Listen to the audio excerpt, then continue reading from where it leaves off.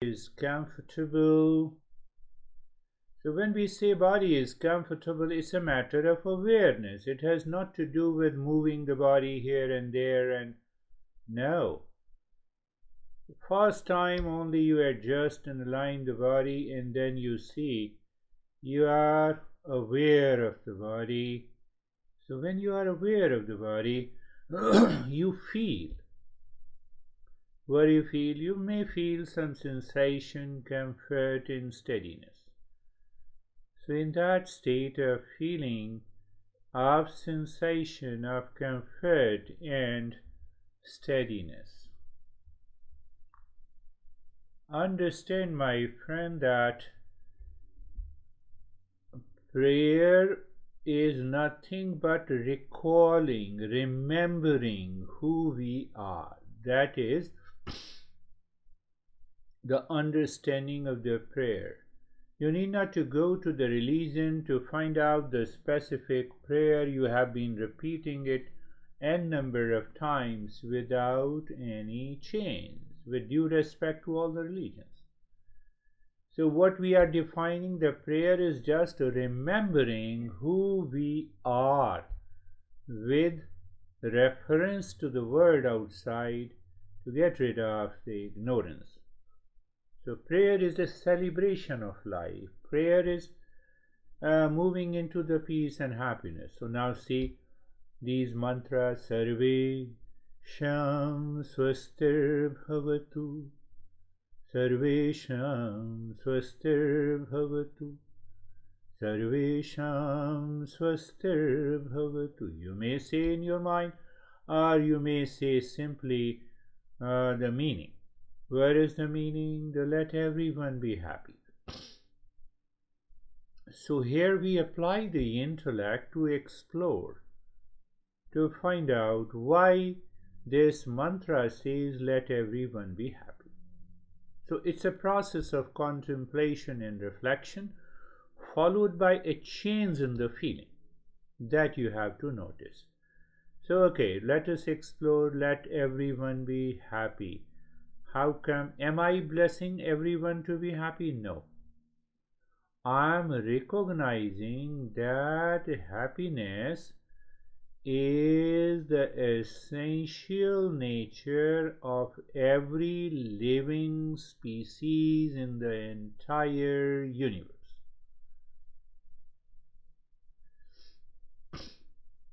If the mind pushes you to a lower consciousness, it says, then what?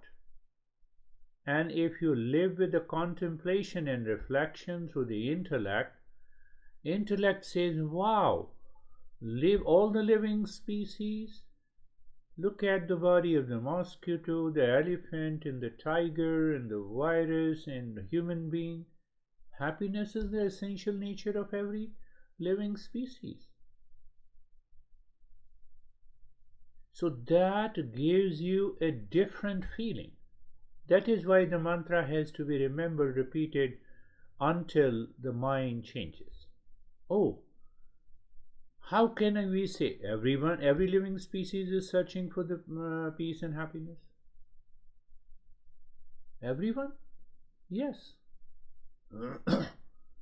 Unconsciously, habitually, animally, consciously, every living species is searching for happiness. It proves that happiness is the essential nature of all the living species, including me. So what should I do in times of the stress, anxiety, duality, and a conflict? My intellect should be put into the service to recognize, simply recognize verbally in your mind or non-verbally. Happiness is my nature. How come I am scared? How come I have a strong feeling in the body which I believe? And then see what happens. So intellect by thinking should change our feeling. It's a very important lesson. We are going into the step 2. Sarvesham Shantir Bhavatu, Sarvesham Shantir Bhavatu, Sarvesham Shantir Bhavatu. Oh, let everyone be in peace. Same thing. So peace is my essential nature. So we are going a step further.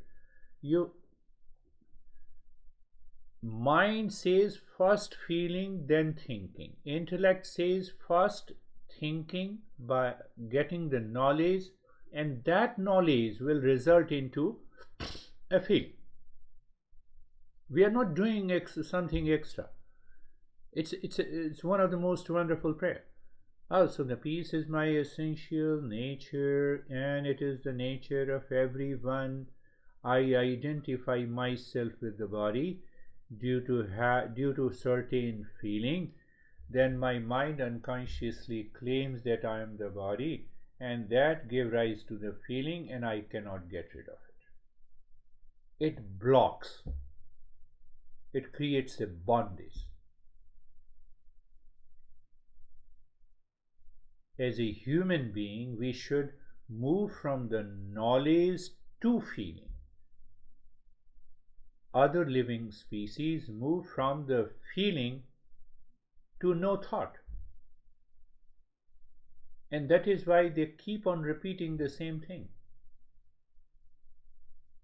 They live automatically. That is the reason. Do we want to live automatically? Sarvesham Purnam Bhavatu. Sarvesham Purnam Bhavatu.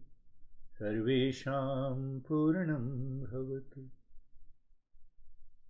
What it means? Let there be a wholeness in me. I am already whole. That real self is whole. It is not incomplete. So here you have to apply the knowledge which is not based on the false notion. For example, you love eating pasta, and you have been eating for 7 days, and every time you get a pleasure. So pleasure 1, eating pasta, plus pleasure number 2, plus pleasure number 3, plus pleasure number 7 is equal to happiness. No, it cannot be. What do you mean?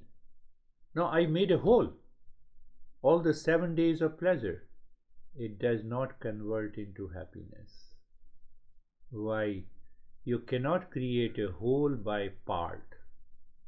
Real self cannot be divided, separated, fragmented. It is always whole. It remains whole. We have to discover that. So how to apply in times of the emotions and the feeling? Oh, I am whole. Mind, don't get attached to the body. You get attached to the body and you create a feeling. How can you create a feeling in the body in a deep sleep when you are not attached? This is the greatest prayer we can do all the time. No, all the prayers are good, We are not challenging our religion. We leave it on the side. Let us evolve first. Sarvesham Mangalam Bhavatu. Sarvesham Mangalam Bhavatu. Sarvesham Mangalam Bhavatu. Let there be an auspiciousness for all. What is auspiciousness? Auspiciousness means connecting, contributing, celebrating the life. When? All the time, at any time. Which location? All the location. In what relationship? In all the relationship. Is it possible? Yes. No, but my experience says it is not possible. Your experience belongs to the mind, habitual nature, and that leads to you to the ignorance. Oh, and then you can say mentally, Om, peace and peace and peace in any situation, at every situation, in any location, in every relationship. Om Shanti Shanti Shanti. Bring your mind on the right hand Your mind on the left hand. Lift your both the palms, place it on your eyes, open the eyes inside, bring the hands down. And you can do it with eyes open when you are when you are talking to your relations, when you are in any situation.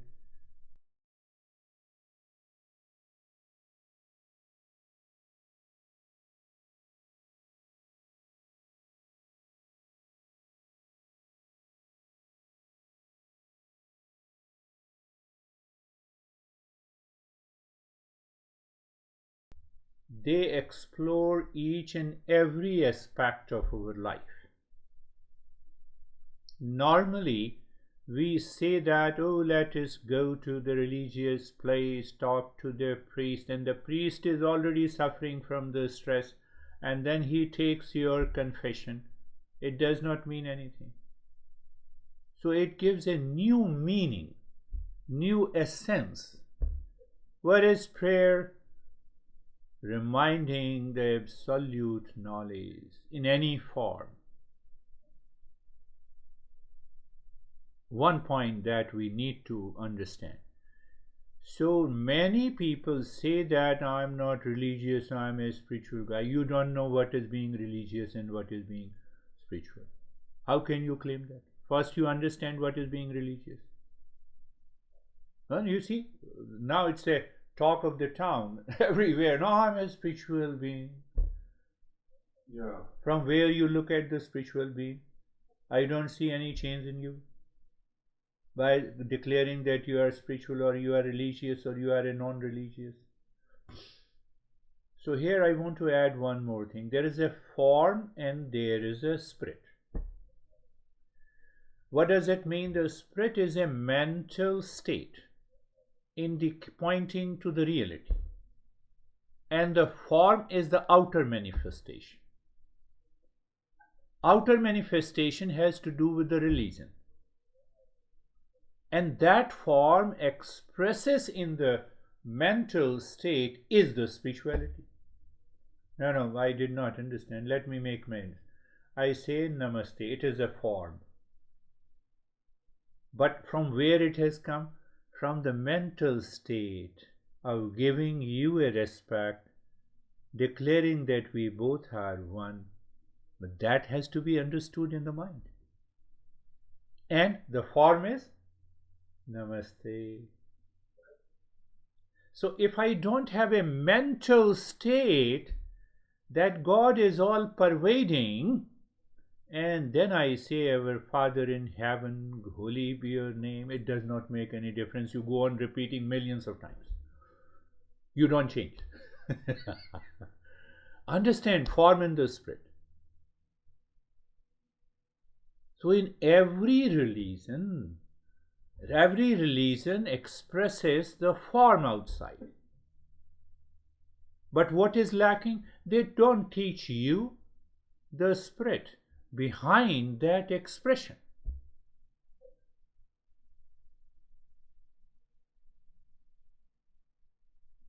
And if they do not express what is behind the expression, everything becomes mechanical, habitual, and then we don't get any benefit. You have raised a couple of questions pertaining to religion in the very beginning, so I'm bringing it back here to make you understand. Now the time has come to understand. Now the form in the spirit. Anything that you do, you have a honey and you say, honey, I love you, honey, I love you. Yes, it may be in the spirit, inside, but you do not express in the form. You do not express in the form of a gift. You do not express in the form of taking your honey to a restaurant or for a long drive, or for what we say in America, candlelight dinner. When we have already sunlight, we are talking of candlelight. Anyhow,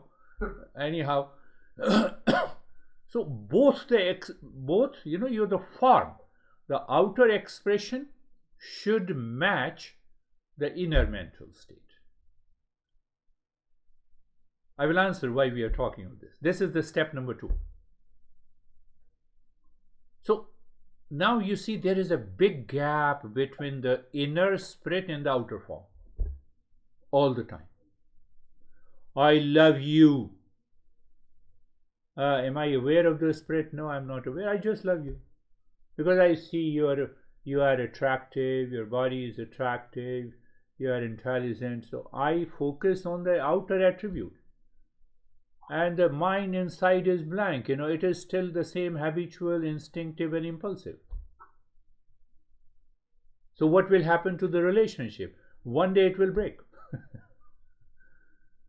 because there is no mental state. I do not start with the right, good, and what is proper. Are you getting it? So now every action means what? Thought. Thought is also an action. When I think mentally, this is also an action. Speaking, that is also an action. And physical action is already action. When every action in my personal, professional, social life is supported by the inner spirit, guided by, or inner mental state, forget about the spirit, inner mental state, that mental state is guided by what is right, good, and proper, then whatever the action that is expressed outside, it not only makes you beautiful, but we also recognize the world is beautiful. You don't have a chance to get scared. You are not into anxiety. You are not into duality.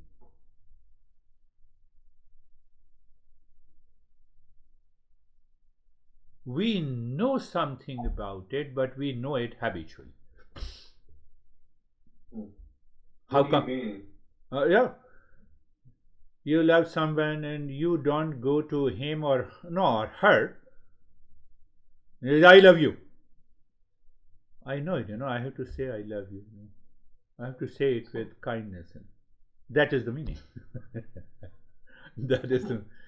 You see that we know something instinctively, but knowing instinctively is not going to solve the problem.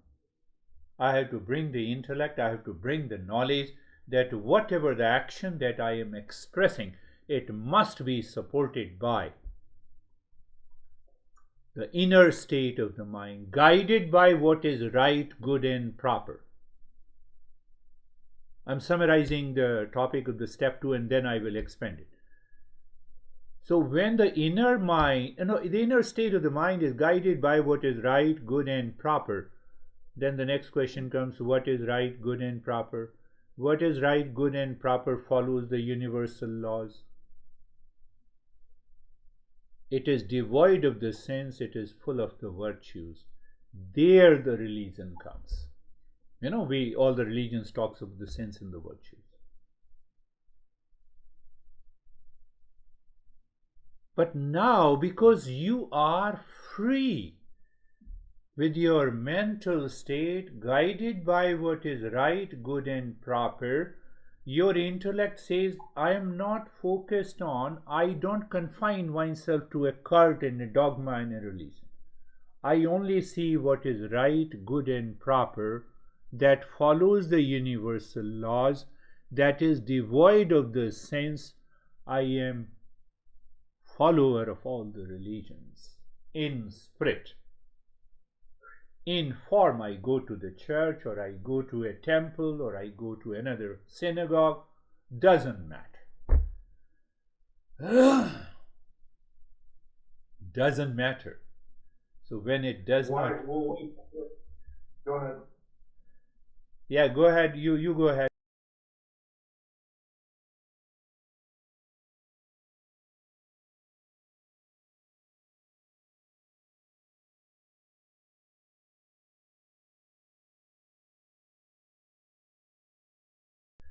That is a crazy question.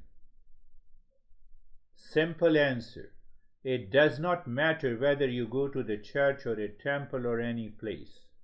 Now your inner mental state is guided by what is right, good and proper, follows the universal law, being expressed as a church, being expressed as a temple, being expressed as synagogue. Where is the problem? Why should I create a duality in my mind? Yeah. So, if I get a chance to go to the church, I go. If I get a chance to go to the synagogue, I go. I have a chance to go to another institution, I go, because now I don't follow the organized religion. I recognize, I respect, and I love. This is one form of expression, one place. Second form of expression, second place. Third form of expression, the third place. Why I do it? I don't want to create any duality in my mind. By refusing in ignorance is more dangerous because it will create a duality in my mind. But would it going create duality? Because No. You're listening to the priest and then he's confusing you? No, there are two parts. One is that you remove all the dualities of your mind. So your mind does not say, I refuse to go to the church or I am obsessed of going to the church. These two factors are absent in your mind. It doesn't make any difference. Okay. Then you don't go. It is okay. But if you go by unconsciously refusing or refusing in ignorance, is the problem. That is your problem of the mind. My mind must be pure. That is more important. Whether I go there or I don't go, it does not matter. Did you get it? That is the secret of action.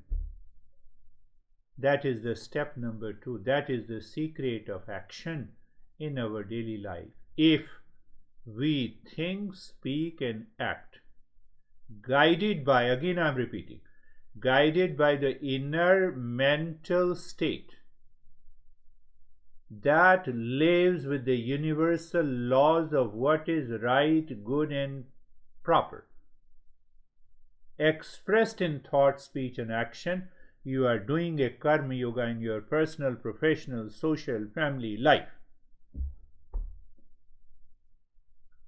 What will happen? Result. It will purify your mind.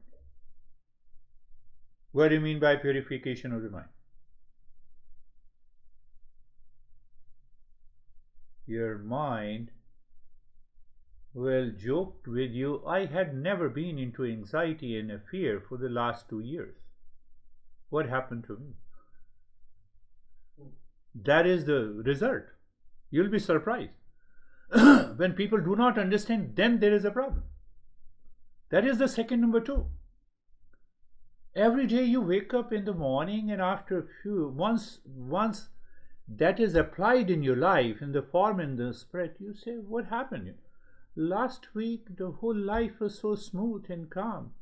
There is no event and incidents of any fear and anxiety or any sense of the feeling which drove me to craziness. No. What happened? That is the beauty of the second step, my friend. It is known as the karma yoga. It is also known that we should recognize what is our duty and responsibility. We must do it. We should not backtrack. We should not deviate from what is our duty and responsibility. What is that duty? What I am supposed to do, I must do it. What I am not supposed to do, I should not do it at any circumstance. Normally what happens? What I like, I want to do it. We escape the attention of what is right, good, and proper. We don't do it. For example,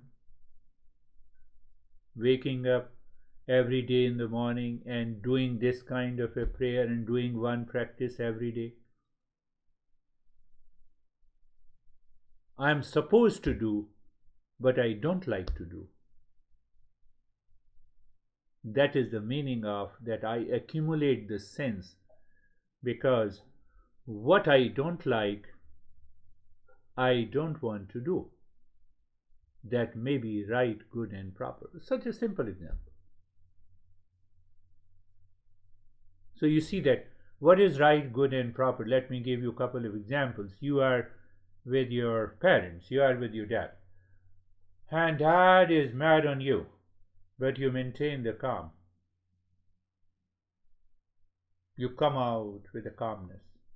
You don't react. That is the right, good, and proper. No, he doesn't listen to me. It doesn't matter. Who listens to whom in this world? Who listens to whom in this world? You have tried very hard that she should listen to you. Who listens to whom? Why you insist? When you insist, that is not right, good, and proper. That insistence comes from your ego. So now inner mental state is dictated by the ego being expressed outside. You have accumulated the sins. That is going to be expressed in anxiety, duality, fear, etc. Step 2 is very deep and very simple. Step 2, you might have read, it says, follow, perform your duty and responsibilities. But it does not mean that it is so easy to understand. We are talking of the second step. Do your duty. So when we say do your duty, duty means responsibility. Responsibility, then it has two parts, in the form inside, in the spirit outside. In the form inside, in the spirit inside, means the inner mental state. Oh no, what you're talking, the inner mental state, I'm repeating again and again so that it should be absorbed by your mind. Inner mental state is free from emotional dependence, emotional bondage. Then only inner mental state should be guided by what is right, good, and proper. Then we ask what is right, good, and proper. It follows the universal laws. So a limited expression of that universal laws are expressed in all the religious books as do's and don'ts.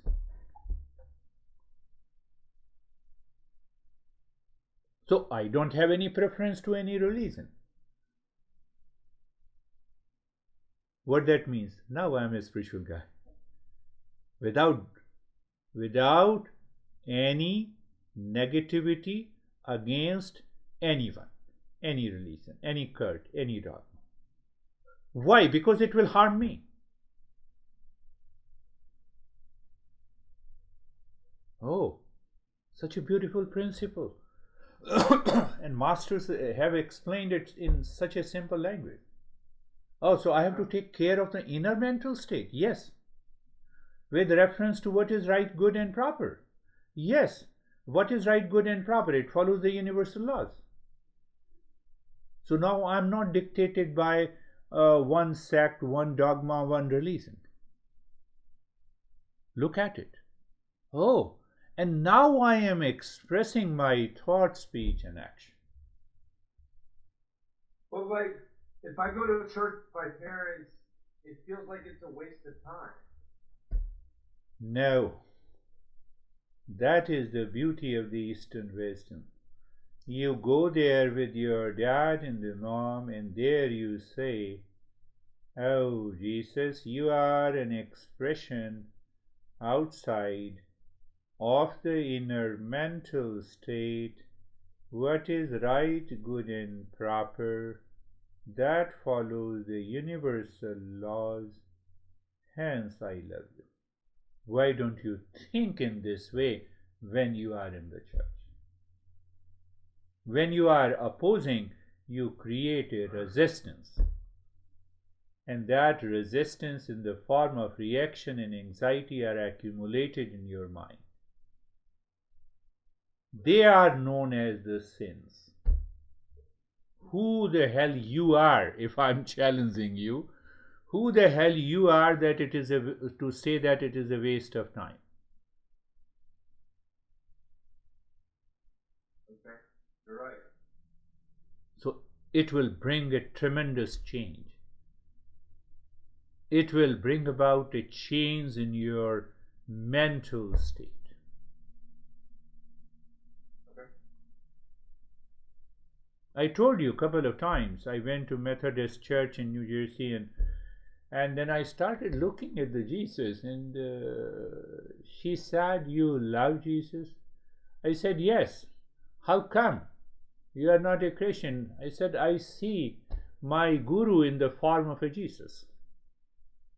Inner mental state of what is right, good, and proper follows the universal laws. So mental state is totally different. So I can see my master in the form of a Jesus. What difference it?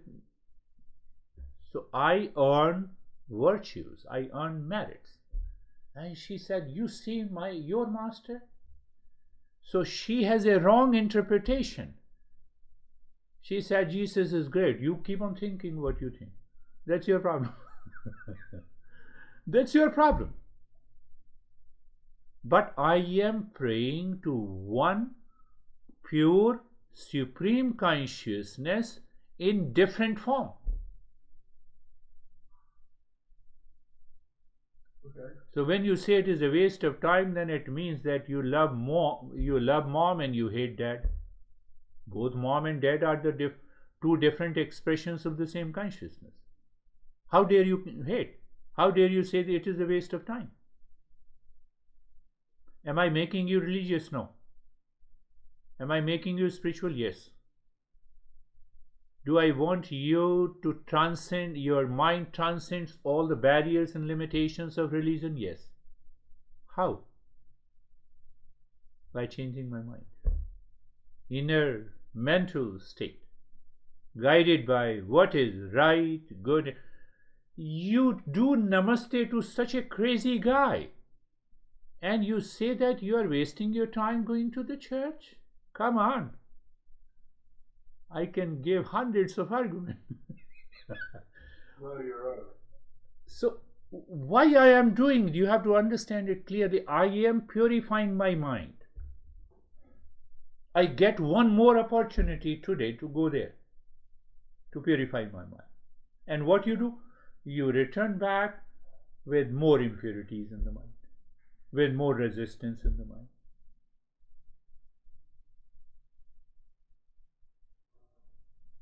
That is the way people claim and declare and talk and discuss that I'm not religious, I'm a spiritual. Really? I know what kind of a religious person you are. I don't talk unless the people talk to me in detail, unless they attend the session. Otherwise, they will abuse me.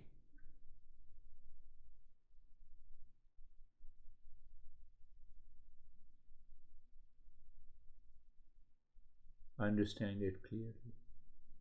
We want, our goal is self-discovery. That is one pointed goal. What do you mean by the self-discovery? I want to recognize, realize that I am the real self. Why? Real self is permanent peace. What it means? Permanent peace means Peace in the morning, peace in the afternoon, peace in the evening, peace with you, peace with third person, peace with the Jesus, peace with the church. Now, see, that is the beauty of understanding. That is the right knowledge. How dare you say it's a waste of time?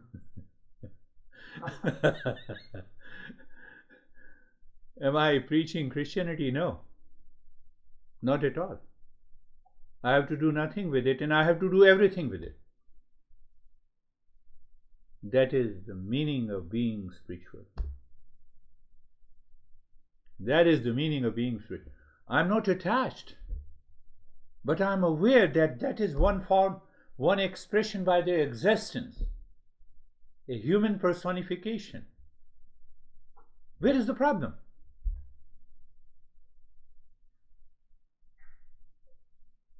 So I move with that form responsibly.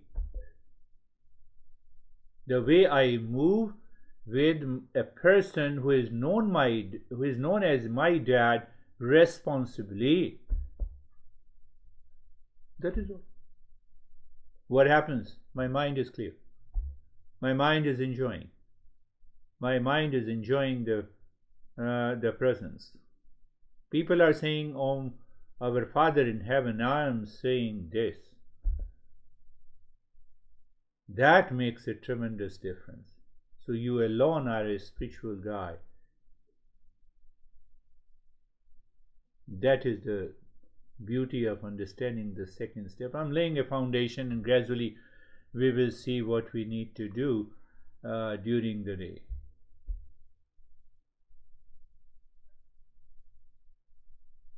There was an old monk, there was a young monk. So younger generation is known as rebellious. Well, that is the way the older generation blames. But both live in ignorance.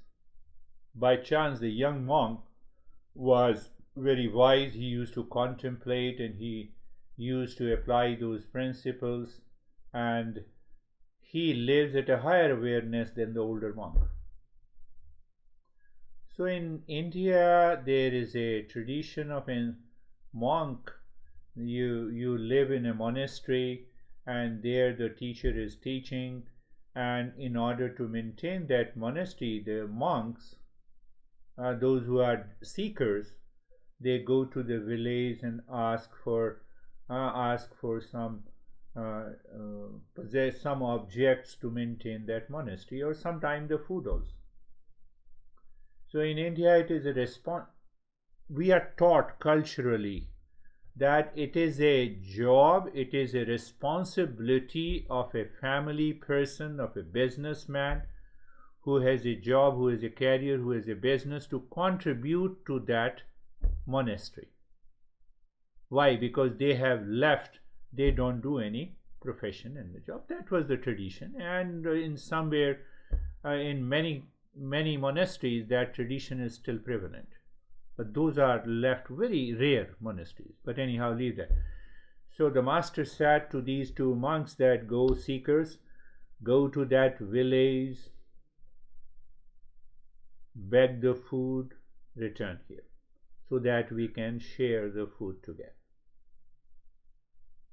So these two monks started moving to the village. There was a river, they have to cross the river. They saw a beautiful girl. Beautiful girl was always there, in the past also, today also, it will remain tomorrow. So they both the monks realized that this girl is in difficulty. The waves are a little higher, so she was scared to cross the river.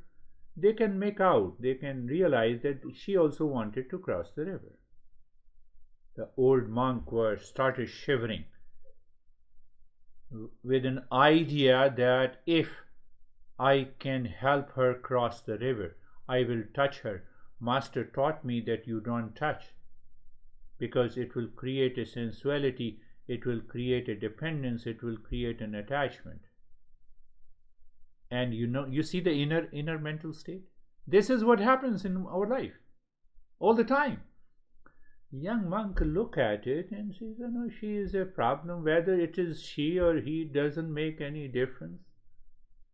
He was rebellious, but at the same time he understood the principle. But Master also said that you help those people in need. So that was clear mental state of the young monk. He approached and he lifted the girl on his shoulder and he crossed the river. Old monk was behind and he kept on looking. He was burning. His mind was burning with an attachment, with a sensuality. How dare he touch? He does not understand. He is still a kid in the town. He has attended monastery just for a year and I have 20 years of experience. Oh, that is why you are burning. Anyhow, they crossed the river and then they started entering into the village. After half an hour, old monk could not resist himself speaking. He said to the young monk, "My brother, you have committed a sin. You lifted that girl to cross the river. And that is a sheer problem of attachment and the passion. I have to complain to the teacher." Young monk looked at him, stared, smiled. He said, "My brother, I left the girl at the bank of the river. You still carry that girl in your mind? Even after half an hour, even without touching? That is not the teaching of the Master."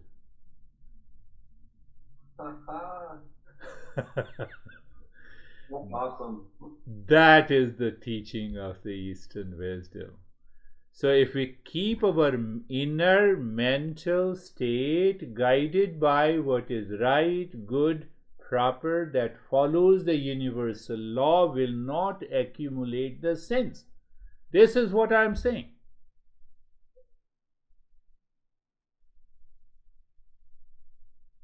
So once that inner mental state is ready, and I express the thought, speech, and action, so that action does not bind me.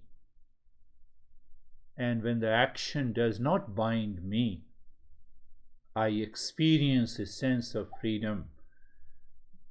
Why I said does not bind me, there is no emotional baggage that I carry with any action that I perform in my daily life. Why you carry an emotional baggage? By resistance going to the church. I have nothing to lose and I have nothing to gain. But there is a rise in awareness.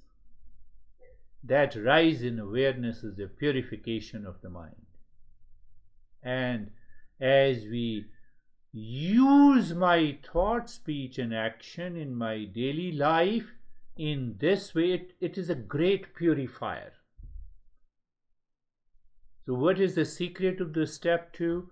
I am not doing any action which is guided by the ego, preferences, likes and dislikes, emotional baggage. I am doing every action to purify the mind. So what is going to happen? That I'm purifying the mind in all my thought, speech and action in my personal, professional, social and daily life. Then what is going to happen? I'm approaching very near to the real self. I'm approaching very near to the real self. Hardly rare people understands this, and then hardly rare people applies that principle in the daily life. Why? Because our entire life, our all actions are dictated by an ego supported by the emotional baggage, expecting a results every time. I love you, why don't you love me? I'm expecting a result. Yeah. And you already had a good experience of that. That's a good teaching. Thank God it happened to you in your life. Yeah, true. It's a good teaching. So what is the teaching? That can I live in relationship without any expectation, focused on the mental state, guided by what is right, good and proper, that follows the universal law. See what happens? You have no chance. Girl leaves you, thank you. Girl lives with you, thank you. You are free. You go to the church, you don't go to the church, both are equal. You get a chance, okay, let me go. You don't go there, that's okay. You don't carry the emotional baggage. You don't carry any emotional baggage. Who carries the emotional baggage? The ego.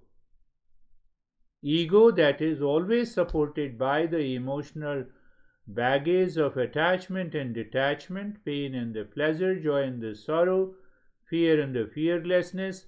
With that motivation, either it resists or it follows blindly. So now I am free from that baggage. Where is the problem? So that will not accumulate the sins. What are the sins? Sins are invisible. Sins or virtues, merit and demerit, are invisible reservoir of impressions accumulated the way we have performed our action in our current life, in our past life. So what I have to do? I have to reduce and minimize these sins. So sins are virtues are invisible, but their impact is felt. What is that impact? That is why I ask you, how many times you felt upset since the last session? 5 times. So 5 times that sins attacked you. So we say that even having a fear has come from those impressions that you have accumulated. Many types of the fears have been accumulated as an impressions, and those impression triggers the mind. You have an impact. Unfavorable situation, fear, anxiety, duality, they all are the expression of those merits. Calmness, peace, joy, happiness, they are all the expressions of merits. We cannot see them. They are invisible. But their impact is felt. How many days you were upset with that event? Maybe couple of days, maybe couple of weeks. So the step 2 tells us, guides us, inspires us. What it guides us, inspires us? It says that if we do karma, means action. Action means if the way I think, speak and act must be supported by the inner mental state. I am repeating again and again. Inner mental state guided by what is right, good and proper. What is right, good and proper? That follows the universal laws. What is that universal law? I must do what I am supposed to do. 99.9% what we do, what we like. So what we like, we do it. So that liking contains the desire.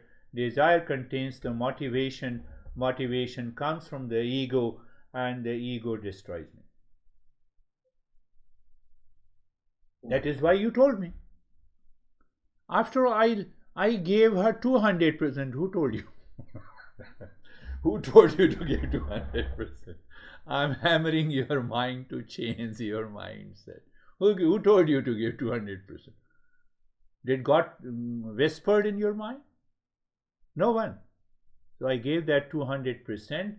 that was caused by the strong liking. So I thought to do what I strongly like. I did not analyze whether it is right, good, and proper to do. That should follow the universal law. And then you got the instant result, instant reward Yeah. of giving 200%. I have been with you for so many years. You never give me 200%. So, the last point that you need to understand when we will start studying Gita, we have two characters in the Gita. One teacher, two characters. One is a non-seeker and other is a seeker. That is the entire story. Yes.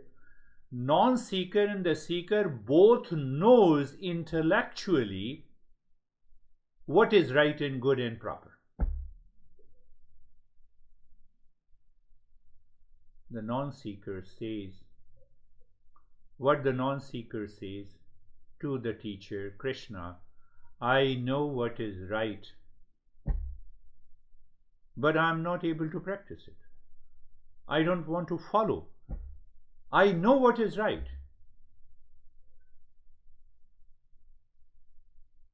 Apply this now, apply this in daily life. I know attachment is not good, and still I am attached. This is what this non-seeker says. Pay attention. I know what is wrong. I know 100% what is wrong, but I'm not able to refuse. I follow it. That is the emotional baggage. Then the non-seeker says he does not see the Krishna as the originator of the entire Eastern wisdom, a great master, a great teacher. He knows it, but he follows his own path. He says, I act. You know that, you know Krishna, that I act as if I'm directed by some unknown power that is sitting in my heart. The heart is a representation of the mind. The mind is living with an emotional bondage, baggage, and ego. And you are blaming someone else. That is the attitude of a non-seeker. That non-seeker cannot progress in the life. They listen to the teaching. They claim they understand. They don't apply in times when it is needed. Now listen to about the seeker. Seeker says, I am suffering. That is the first thing. I have been extremely intelligent to solve lot of problems. But during my entire life, that sense of fear and anxiety and the suffering continues. I do not know why. Hence, you are my teacher. With all humility, I want to know, who am I? Can I bring an end to the suffering once and for all? With all humility, I accept. I am ready to work on the teaching. These two are cousins. One is a non-seeker, other is a seeker. It's all about